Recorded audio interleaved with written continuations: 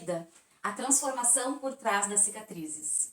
E desde esse tempo todo que eu faço parte dessa parceria aí com Via Mama, durante esses anos, acredito que a gente, né, eu me identifiquei muito com essa pessoa, mas pra mim, desde o início, foi a história que mais me impactou.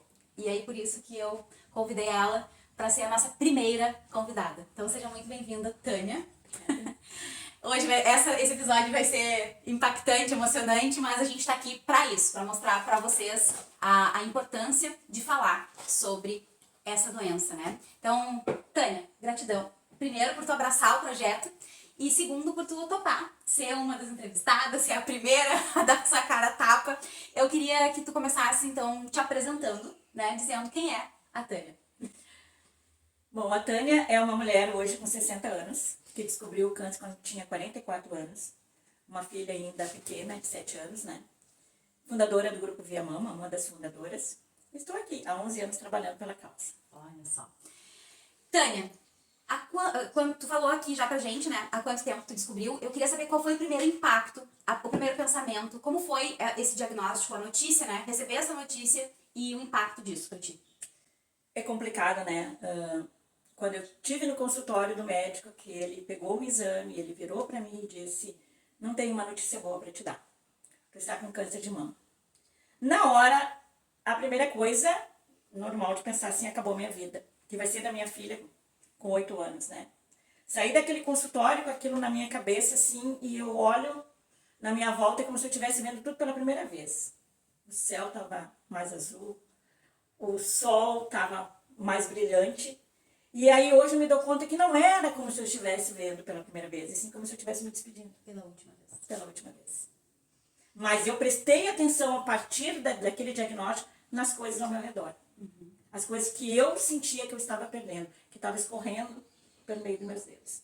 É horrível o diagnóstico, sabe, de câncer. E ainda mais eu que não falava em câncer, né? Hoje, para mim, falar em câncer, falar em tratamento, falar em cura é tão mais fácil. Mas naquela época eu não ouvia ninguém falar de câncer, então era muito complicado. Desde esse momento, né, do diagnóstico, e aí tratamento, cirurgia, conta um pouquinho pra gente desse teu processo e quais foram os maiores desafios que tu enfrentou daí nesse período. É que, na verdade, Ali, o meu câncer, o câncer que eu tive, foi um câncer raro, bem raro. Então, falar de tudo que eu ouvi do médico dizer que não tinha protocolos, que eu tinha uma sobrevida de 6 meses, que eu tinha 30% só de chance de cura, que eu estudar o tratamento que eu ia fazer. Então, foi muito complicado. E como eu tinha um tipo de câncer que não tinha protocolo nenhum na época, saber disso foi a minha maior dificuldade. Porque o que eu sentia? Eu sentia que eu tinha um alien dentro de mim, que queria fazer mal e que eu não tinha nada para fazer para vencer ele. Uma sensação de impotência. De impotência, né? Eu tinha que ficar esperando as coisas aparecerem, prognósticos serem criados para eu combater. Até que um dia eu encontrei uma equipe muito maluca, que eu acabei convencendo com a minha vontade de viver, e eles toparam a criar um protocolo para o meu caso, e foram junto comigo até o fim, com muita coragem de fazer aquilo, porque tinha tudo para dar errado, e esse errado deu tudo para dar certo. Quanto tempo foi desse, né, do tipo, era pra ser 3 meses, 6 meses, e aí quanto tempo levou pra dar certo o protocolo, e aí tu sabia assim, agora sim a gente achou o caminho, e era aquilo ali, tava, né, veio a esperança, né? Foi exatamente isso. Quando deu errado, começou a dar certo. Porque eles diziam pra mim, tu vai fazer químio até tu aguentar. Quando eu fiz 6 químios, o tumor progrediu. Então deu errado. Foi aí, com esse errado, que eles resolveram criar o protocolo que deu certo. Assinei vários termos, me responsabilizando que se desse errado eu isentava ele de qualquer culpa, e fui para a sala de cirurgia. Nesse período, assim, até o final do tratamento, foram 9 cirurgias. 9 cirurgias. Então, deu certo, sabe? Primeiro teve que dar errado. É aí que eu digo, assim, que não se perde a esperança nunca, nunca. Porque às vezes precisa dar errado. É como diz, né? Para se fazer o bolo tem que quebrar os ovos. Deu certo. O que tu acha que foi a parte mais... O que foi determinante no teu processo, Tânia? Determinante, assim, um fator determinante para dar certo o teu processo. Eu acho que eu consegui contagiar aqueles médicos. Porque toda porta que eu batia, não tinha protocolo, eu era a única no Rio Grande do Sul com aquele diagnóstico. Até hoje no Brasil eu encontrei só mais uma pessoa com o mesmo tipo de câncer. Então, assim, eu não desisti nunca. Nunca. Eu sempre tive fé. E quando eu falo em fé aqui, não é só a minha fé espiritual. Eu acreditava que aquela medicação ia dar certo, que a alimentação que mandavam eu fazer ia dar certo. Tudo. Até o sintoma da quimioterapia, eu pensava se estava me fazendo mal, o quão está fazendo mal para o tumor. E eu nunca desisti, sabe? Nunca. Então eu acho que aquela equipe, foram 3 médicos daquela equipe, viram que eu tinha muita vontade de vencer. E foram atrás desse protocolo, sabe? Que é essa cirurgia ultra radical, né? A mastectomia ultra radical. Porque além da mama eu tinha na região cervical, 28 tumores aqui, região da axila, então era bem ampla. E eu consegui, sabe? Com aquela minha vontade de vencer, daquela minha fé que eu ia conseguir, e a equipe embarcou nessa. Então eu acho que se eu tivesse acreditado nos 30%, se eu tivesse acreditado que não tinha protocolo, que eu tinha que esperar, talvez eu não estivesse aqui hoje. Mas eu nunca acreditei. Eu sempre acreditei que alguma coisa ia acontecer, que eles iam me salvar. O único... importante, assim, que agora me veio na cabeça, né? A única hora que tu pensou na coisa da morte foi quando tu recebeu o diagnóstico. Foi. Depois disso... Foi. Foi só... A gente não é forte o tempo todo. Claro. Tem alguns momentos, porque na verdade o câncer é assim, ó. É uma doença silenciosa, eu não senti nada. Eu me senti doente me tratando. Porque é o tratamento que te faz. É quando tu te olha no espelho que tu tá careca. É quando tu tá enjoado. É quando tu vai pro banheiro caminhando e volta engatinhando de tão fraca. É a dor no corpo. Tu te sente... Tem momentos que tu fica pensando que tu não vai aguentar. Mas passa. Passa logo. E eu me preparei tanto para passar mal, que até aquele mal não era tão mal, entendeu? Eu consegui superar, tirar de letra. E então é isso. A gente busca força não sei de onde. Ela aparece e tu enfrenta. Esse foi o fator determinante. Foi o fator determinante, sabe? Acreditar que aquele tratamento doloroso era o preço que eu tinha que pagar. E aí tu falou logo no início também da questão da tua filha, né? Ela nova e tal. Como que foi esse impacto, né, da família? Como que foi pra ti isso? Porque às vezes eu lá em casa a mãe é que segurava nós. Como é que foi pra ti? Quando eu recebi o diagnóstico, foi o momento que eu achei que eu ia morrer, né? Eu cheguei em casa, eu chorei. Deitei lá na cama, chorei. Quando eu levantei, o meu marido estava chorando. E eu fiquei pensando, pô, se a morte está vindo aí, ela vai me encontrar deitada chorando? Ou lutando? Ou lutando. Eu tinha ou lutar, né? E aí minha filha era pequena e eu tive que explicar, olha, a mãe vai fazer um tratamento, a mãe vai perder o cabelo. E ela, nos 8 anos dela, assim, naquela inocência, ela disse, eu não quero te ver careca. Então, também foi um desafio, porque eu tinha que estar dentro de casa, careca, me escondendo da minha filha. Não foi fácil. Ela nunca me viu careca. E foram 10 meses de tratamento, né, que eu fiquei careca, e ela nunca me viu. Eu respeitei a vontade dela. E essa aí foi difícil também, né? E o resto da família, a gente se reuniu. Eu cheguei um dia, até eu disse pro meu marido, não quero mais ninguém chorando aqui. Porque se chorar resolver, vou chamar todo mundo, a gente vai formar uma orquestra que só de choro. Não dá, vamos lá. E foi, inclusive no dia que eu fui fazer a cirurgia, foi um dos dias mais felizes da minha vida.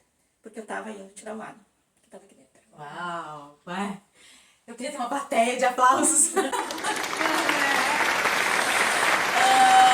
Tânia, e aí quanto tempo depois para a notícia, né, deu tudo certo, né, recebemos a notícia da cura?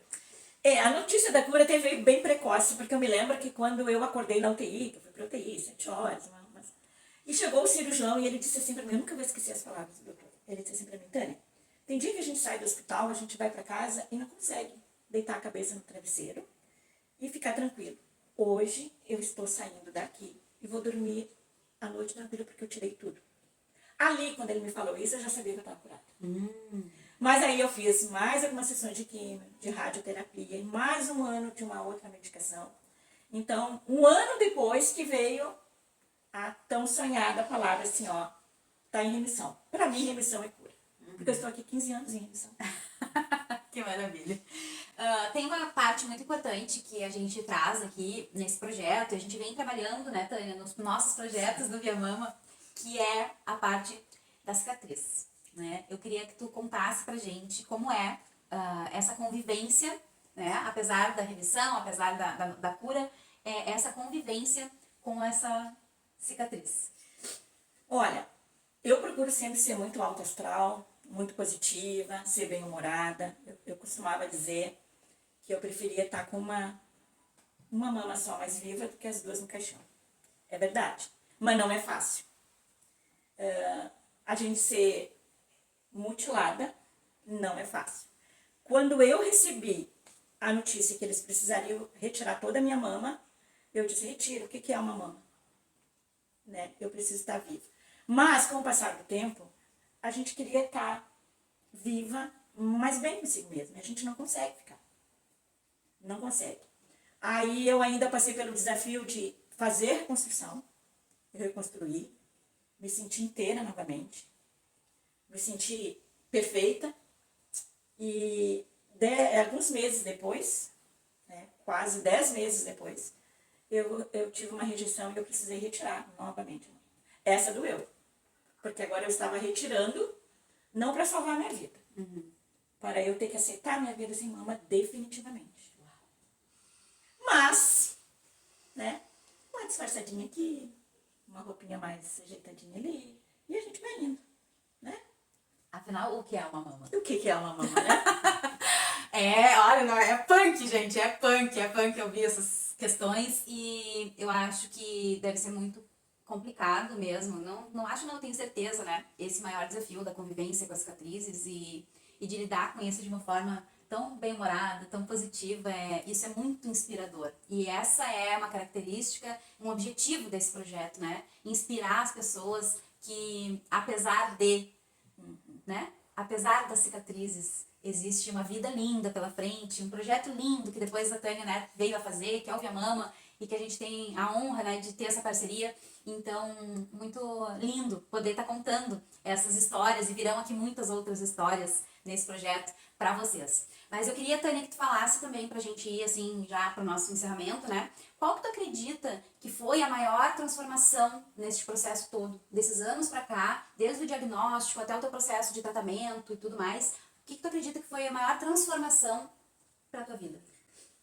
Eu acho que a gente começa a olhar a vida desde lá do diagnóstico, quando a gente olha o sol mais brilhante, o céu mais azul, as pessoas de uma outra forma, dar o devido valor para as coisas que realmente importam, tu querer viver bem, ter uma vida, né, mais saudável, enfim. Mas eu acho que o que mudou, que eu posso, além disso tudo, dizer que falar de câncer. Porque eu era aquela que não falava de câncer, não queria saber de nada. Criar um grupo para falar de câncer, para falar como é que se enfrenta um tratamento, foi uma mudança muito grande na minha vida.